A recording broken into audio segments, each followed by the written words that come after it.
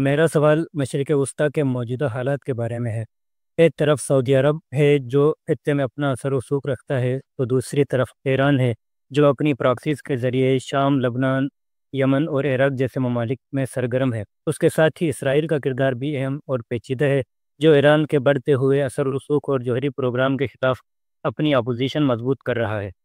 آپ کے نقطۂ نظر سے مشرق وسطیٰ کا مستقبل کیا ہو سکتا ہے، یا خطے میں اس کے لیے ممکنہ لائحہ عمل یا پیش رفت کے بارے میں آپ کیا رائے رکھتے ہیں؟ شکریہ۔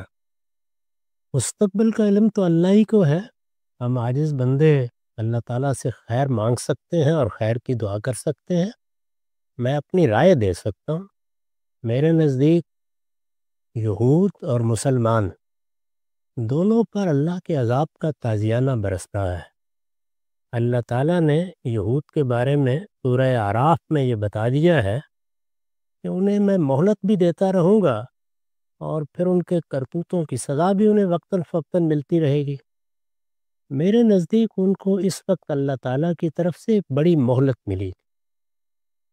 یہ اندازہ نہیں کر سکتے آپ کہ اس سے پہلے وہ دنیا میں کس طریقے سے بکھیر دیے گئے تھے، ان کا کوئی وطن باقی نہیں رہا تھا۔ پھر ان کو مختلف مقامات پر کس طرح مختلف قوموں نے تعذیب کا نشانہ بنائے رکھا۔ اللہ نے بڑا کرم ان پر فرمایا، اور وہی جو وہ مہلت دیتا ہے، اس مہلت کے تحت انہیں یہ موقع ملا کہ وہ اپنے پرانے وطن میں لائے گئے، بالکل اسی طرح جیسے اس سے پہلے ان کی تاریخ میں ایک بار ہو چکا ہے۔ جب انہیں نبوکدنضر نے وہاں سے نکالا تھا تو پھر سائرس نے دوبارہ انہیں آباد کیا تھا۔ ایسے ہی برطانیہ عظمیٰ نے ان کو دوبارہ آباد کیا، ایک جگہ ان کے لیے مقرر کی گئی اور عالمی سطح پر اس کو ان کا ملک قرار دے دیا گیا۔ میرے نزدیک جو کچھ ان کے ساتھ ہوا، ہوتا رہا ہے، اس میں یہ اللہ تعالیٰ کا بہت بڑا کرم تھا۔ اللہ تعالیٰ نے ان پر ایک عنایت فرمائی اور مہلت دی۔ مہلت اللہ تعالیٰ کی طرف سے کیوں ملتی ہے؟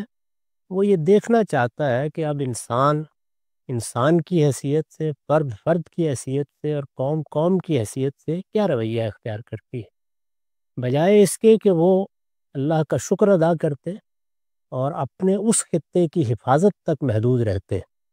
انہوں نے آگے بڑھنے کا فیصلہ کیا۔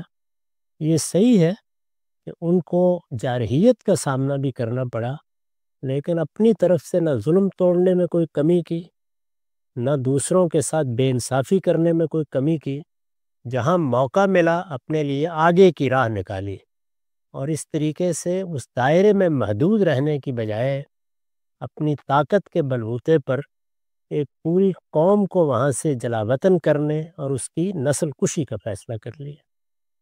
اب ظاہر ہے کہ اس کے نتیجے میں پھر اللہ تعالیٰ کی مہلت بھی ختم ہوگی اور سزا کے لیے بھی مواقع پیدا ہوں گے۔ یہی معاملہ ہم مسلمانوں کے ساتھ ہوا، یعنی اللہ تعالیٰ نے ہمارے کرتوتوں کی پاداش میں ہمیں بھی سزا دی تھی۔ پہلے ہم انحطاط سے دوچار ہوئے، ہماری سلطنتیں ختم ہوئیں، پھر ہم پوری دنیا میں محکوم ہوئے، پھر ہم نے پہلی جنگ عظیم میں عالمی سطح پر شکست کھائی اور مفتوح ہو گئے۔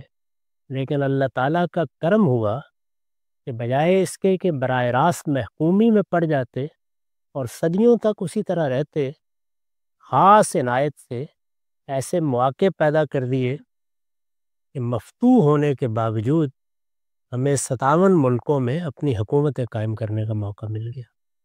لیکن ہم نے اس پر اکتفا نہیں کی، چھوٹے چھوٹے 2 علاقوں کو اپنے لیے مسئلہ بنا لیا، اور اتنا بڑا مسئلہ بنایا کہ اس کے لیے اپنا سب کچھ دینے کے لیے تیار ہو گئے، چنانچہ پھر دونوں جانب مار پڑی ہے۔ تو یہ اصل میں میرے نزدیک اس قانون کا ظہور ہو گیا ہے جو ناشکری کرنے والی قوموں کے لیے اللہ تعالیٰ نے بیان کر رکھا ہے، اور دونوں کے لیے ہوا ہے۔